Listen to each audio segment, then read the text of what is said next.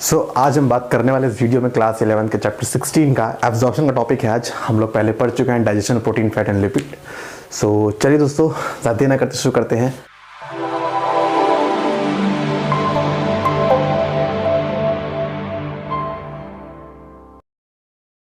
Hello दोस्तों, मैं हूं विनय और आप देख रहे हैं मेरा यूट्यूब चैनल विनय बायोलॉजी। आज का हमारा टॉपिक क्या है? Absorption of fats, lipid and protein. हालांकि हम पहले वो डाइजेशन पढ़ चुके हैं, ठीक है। तो आज जरा करते शुरू। तो बात जब करेंगे एब्जॉर्प्शन की, तो आपको बता दूं कि आपकी बॉडी के अंदर एब्जॉर्प्शन ऑफ फूड कहाँ होता है? एब्जॉर्प्शन ऑफ फूड होता है in small intestine, in the specially ileum region of small intestine. तो हम कह सकते हैं कि इसका जो मेन रीजन है, जो मेन एरिया है, वो है स्मॉल इंटेस्टाइन में हमारा खाना एब्जॉर्ब होता है। देखो ऐसा होता है, जो भी आप खाते हो ना, अल्टीमेटली भले ही आपके पेट में गया, पेट से आपके स्मॉल इंटेस्टाइन में गया, अब उससे जाता कहाँ है? स्मॉल इंटेस्टाइन उस फूड को एब्जॉर्ब करके ब्लड में डाल देगा, ब्लड वो देगा आपके हार्ट को देगा, हार्ट उस फूड को बॉडी के हर ऑर्गन तक पंप कर देता है और बॉडी का हर टिश्यू ब्लड से फूड निकाल के अपने पास रख लेता है। तो ये इस तरह का जो ना पूरा प्रोसीजर है। तो सवाल ये है, कैसे ये एब्जॉर्ब होता है? देखिए क्या क्या हुआ था डाइजेशन में। डाइजेशन के अंदर प्रोटीन था जो एमाइनो एसिड में कन्वर्ट हो गया था। देन शुगर था, जो कि आपका कोई भी मोनोसैकेराइड हम जनरली लेके चलते हैं, तो ग्लूकोज लेके चलते हैं या फ्रक्टोज की, यही दो शुगर आपको कॉमनली जो ना आपको मिलती है after digestion of sugar. And third जो था वो था आपका फैट। फैट जो था तुम्हारा फैटी एसिड प्लस ग्लिसरॉल। तो अगर तुम्हें याद हो यार, यही सभी टूटा था, मतलब ये सब पूरा वीडियो हुआ था। अगर आप स्मॉल इंटेस्टाइन को ध्यान से देखेंगे, आपको मालूम पड़ेगा कि स्मॉल इंटेस्टाइन में ऐसे विलाई लाइक प्रोजेक्शंस होते हैं। आपको पता है ऐसे स्मॉल इंटेस्टाइन में ऐसे फिंगर लाइक प्रोजेक्शंस होते हैं, और इसको अपन क्या बोलते हैं? इसको अपन बोलते हैं विलाई। क्या बोलते हैं? विलाई। आपके स्मॉल इंटेस्टाइन के अंदर जब कभी आप देखो, मौका लगेगा देखने का, आप देखना आपको अंदर मिलेंगे ऐसे finger like projection, these are known as villi. अब विलाई का काम क्या भाई, ये बताओ। तो देखो ऐसा है, अगर मान लो मेरे पास, जैसे अगर मैं सिंपली एक स्ट्रेट लाइन ऐसे दिखाऊं और मुझे इतने ही एरिया में, मैं आपको एक केस और दिखाता हूं कि मैंने ऐसे, मान लीजिए मैंने रस्सी को ऐसे घुमा के ऐसे कर दिया। देखो एरिया भी उसने इतना ही लिया, यहाँ भी इतना लिया, लेकिन यहाँ पे रस्सी की लेंथ छोटी, यहाँ पे रस्सी की लेंथ काफ़ी ज़्यादा बड़ी है। माने कभी भी जब कोई चीज़ फोल्ड होती है तो फोल्ड होने का एक ही लॉजिक है, उसका सरफेस एरिया बढ़ जाता है। देखो ना, यहाँ पे सरफेस एरिया कितना है? यहाँ पे सरफेस एरिया ये है, ये फ्री सरफेस एरिया है ना। यहाँ पर देखना, ये हो गया फ्री सरफेस एरिया। जगह दोनों ने सेम, लेकिन फ्री सरफेस एरिया बढ़ गया ना। तो कभी भी फोल्डिंग का सवाल आ जाए, आप क्या बोलोगे? फोल्डिंग हमेशा सरफेस एरिया को इंक्रीज करता है। दुनिया में कहीं भी आप फोल्डिंग पढ़ लो, सरफेस एरिया को इंक्रीज करता है। तो यहाँ पे क्यों कर रहा है सरफेस एरिया को इंक्रीज? ताकि फूड ज्यादा से ज्यादा एक बार में एब्जॉर्ब हो जाए। देखिए जैसे मान लीजिए ये ब्लैक डॉट मैं दिखा रहा हूँ ग्लूकोज को, क्या दिखा रहा हूँ? ग्लूकोज को। और मान लीजिए मैं ब्लू डॉट दिखा रहा हूँ फ्रक्टोज को। तो ये हो गया फ्रक्टोज। आप जानते हैं ग्लूकोज फ्रक्टोज दोनों शुगर होती है। ऐसा होता है ग्लूकोज का अमाउंट क्योंकि ज़्यादा होता है मतलब इंटेस्टाइन के ल्यूमेन के अंदर, लेकिन जो अंदर ब्लड जा रहा होता है, जैसे मान लीजिए ब्लड वेसल है, दिस इज ब्लड वेसल, जो ब्लैक से दिखा रहा हूँ ना, सिंपल के लिए भी आप ये मान के चल लीजिए। तो ऐसा होता है कि जो भी ये ग्लूकोज है ये आपके स्मॉल इंटेस्टाइन में ज़्यादा होगा लेकिन ब्लड में कम होगा। तो आप जानते हो कोई भी चीज़ अपने हायर से लोअर लेवल की तरफ मूव करती है। तो क्योंकि स्मॉल इंटेस्टाइन में लेवल ज़्यादा है ग्लूकोज का, ब्लड में कम है, तो ग्लूकोज अपने आप ही कहाँ मूव करेगा? ब्लड में मूव करना शुरू कर जाएगा। इसी को आप क्या बोलते हो? डिफ्यूजन बोलते हो ना, आई मीन सिंपल डिफ्यूजन बोलते हो। तो आप ये बोलोगे कि सर ये रहा स्मॉल विलाई, विलाई के अंदर मान लीजिए ये हो गया ब्लड वेसल। तो आप क्या बोलोगे कि सर बाहर, क्योंकि ग्लूकोज के मॉलिक्यूल बहुत ज़्यादा होते हैं, तो ग्लूकोज के मॉलिक्यूल अपने आप कहाँ चले जाएंगे? ब्लड वेसल के अंदर।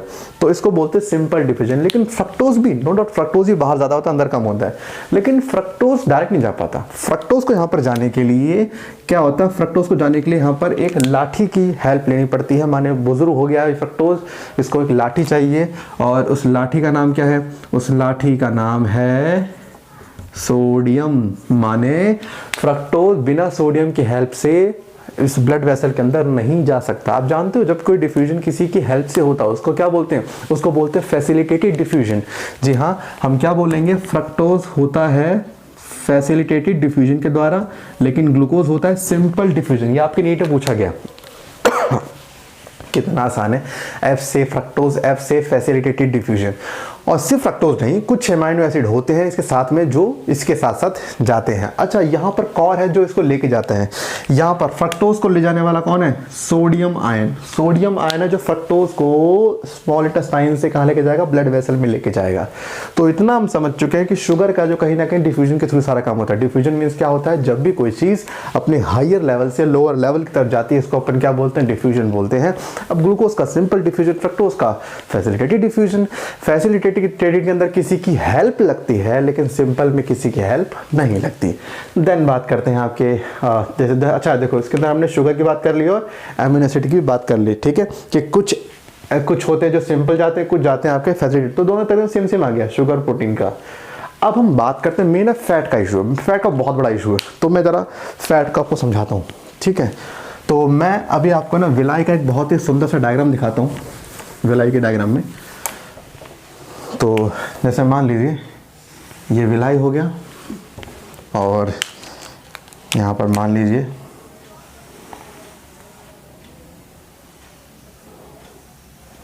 ये कैपिलरी हो गई। These are the capillary. ये कैपिलरी होगी इस तरह से, ठीक है। सो और यहाँ पर ये रहा, ये जो अब आ रहा है बीच में तंबू, ये तंबू कुछ और नहीं, इसका नाम है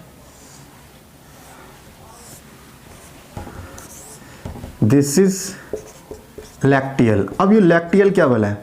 आपने पढ़ा लैक्टियल, आपने एक पढ़ा होगा शायद, लिम्फ वेसल पढ़ा है?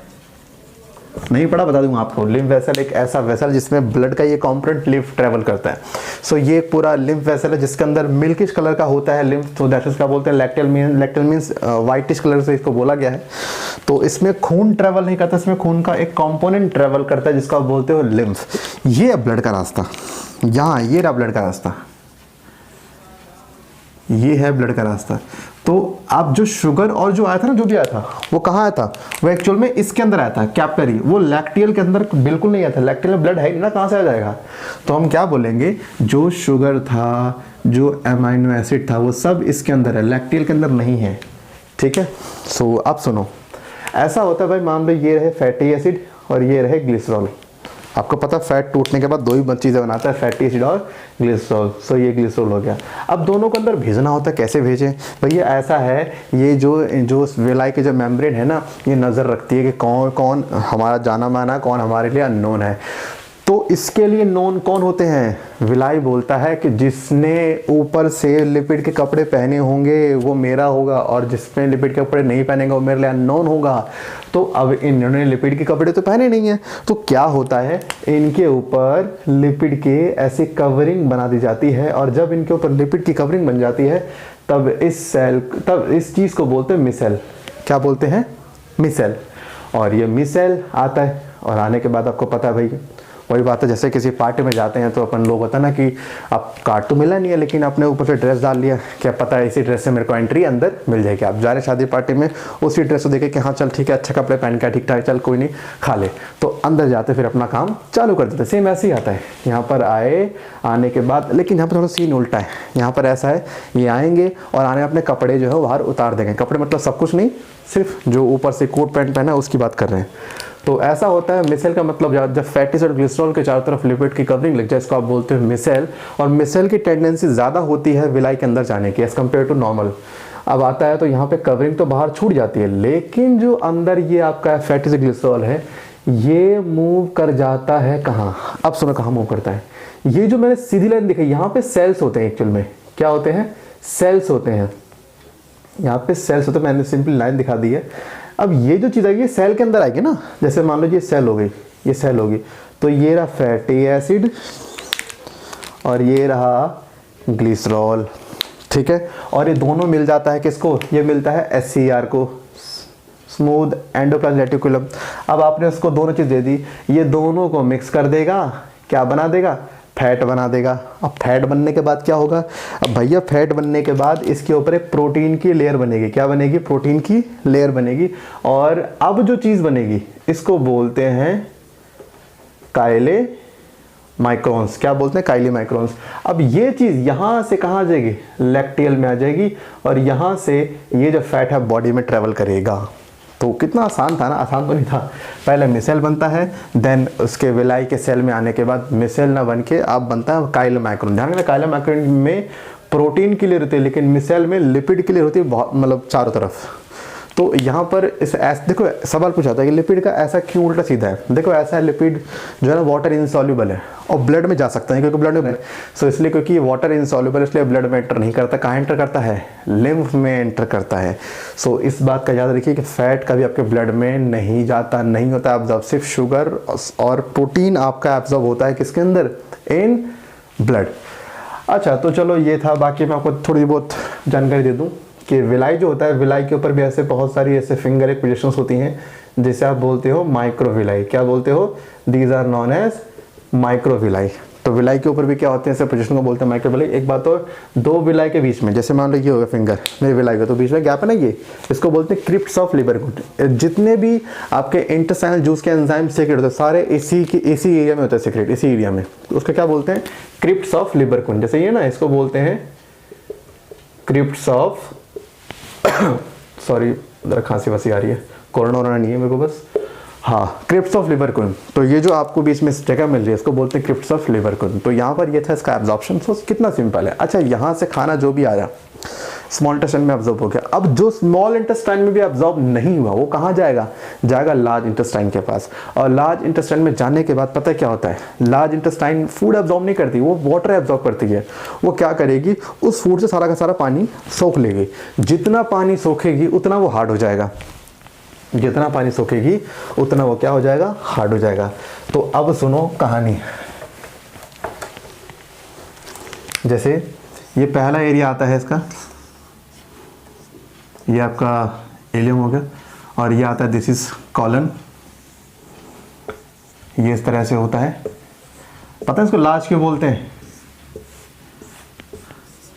लास्ट का पोर्शन आपको पता है रेक्टम बोलते हैं लास्ट वाले पोर्शन को। ओपनिंग को बोलते हैं anus. This is known as appendix, vermiform appendix. This is known as caecum. ये एक पाउच की तरह, मतलब जहाँ से हो ना शुरू वहीं से नीचे बिल्कुल पाउच की तरह एक स्ट्रक्चर होता है।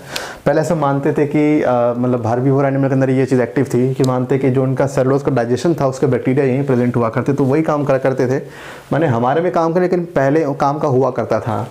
तो ये पूरा कॉलन है, this is ascending colon, this is transverse colon, this is longitudinal and this is sigmoid. देखो कितने मजे, इसी कॉलन के लोगों ने ना 4 टाइप बना दिया। बच्चा वैसे ही मर जाए कि 4 टाइप कैसे पढ़े। अब आसान है ना, ऊपर जाएंगे, ऊपर चढ़ रहे हैं असेंड कर रहे हैं, असेंडिंग कॉलन। ट्रांसवर्स जा रहे हैं, ट्रांसवर्स कॉलन। नीचे आ रहे हैं, डिसेंडिंग कॉलन। एस शेप में है, सिग्मोइड कॉलन। कितना आसान है ना। तो ये पूरा कॉलन है। अब इसके अंदर ना जैसे मान लो ऐसे गुफा टाइप होती है, ऐसे गुफा टाइप होती है ये। अगर देखो ना ऐसे होता है रास्ता, ऐसे होता है रास्ता, ये मतलब पाइप टाइप में होती है। तो जो भी खाना जो डाइजेस्ट नहीं हुआ वो कहाँ आता है, लार्ज इंटेस्टाइन में। तो लार्ज इंटेस्टाइन के अंदर आता है अनडाइजेस्टेड वेस्ट, जो डाइजेस्ट हुआ ही नहीं है, ना एब्जॉर्ब हुआ। अब लार्ज इंटेस्टाइन क्या करता है, यहाँ से पानी एब्जॉर्ब करना शुरू करेगा। जितना पानी एब्जॉर्ब करेगा ये चीज़ उतनी ही सॉलिड होती चली जाएगी। और अगर मान लो जैसे मान लो यहाँ पर पहुँच गया, रेक्टम में पहुँच गया, रेक्टम बोलता भाई निकाल दे निकाल दे। अब बंदा कहता नहीं नहीं मैं तो बहुत जिगरे वाला हूँ, मैं नहीं निकालता भैया, मैं तो रखूँगा तेरे को होल्ड करके। तो खुद ही फंसोगे। काहे फंसोगे, जितने लंबे समय के लिए आप लार्ज इंटेस्टाइन के अंदर इसको रखोगे ना, उतना पानी उसमें से वो एब्जॉर्ब करेगा, उतना वो सॉलिड होगा, उतना ही फिर निकालने में महंगा भी लगेगा। सो यहाँ पे याद रखना कि अगर बॉडी सिग्नल दे रही है तो चुपचाप बॉडी की बात मान लिया करो, नहीं तो 4 दिन बाद शक्लें बन जाएगी इसको निकालने के लिए। तो ऐसा होता है, नेचुरल है भाई। बॉडी के अंदर आप जिसका जो काम है वो अपना काम करेगा ना। अब लास्ट का वाटर का एब्जॉर्ब करना, तो भैया वो एब्जॉर्ब करेगा। और फिर जानते हो उसी से फिर एक आती है समस्या कॉन्स्टिपेशन, जैसे हम हिंदी में बोलते हैं, क्या बोलते हैं, हंगा लगाना। बाकी जिनमें होता है उन्हें ज़्यादा पता होगा, मैं क्या बताऊँ आप लोगों को बाकी ज़्यादा। अच्छा, रेक्टम में आने के बाद यहाँ पे रेक्टम के अंदर वॉलंटरी एक्शन के द्वारा फिर ये बॉडी के बाहर होता है, मतलब। और यहाँ से इस प्रोसेस को बोलते हैं डिफेकेशन। बाकी इस चीज़ को हम एक चीज़ और बोलते हैं और अगर आप डिकोड कर सकते हो बता देना मेरे को। झप्पी होता है ना, झप्पी, तो झप्पी कैसे लिखते हैं? ऐसे लिखते हैं, झप्पी और सोडियम।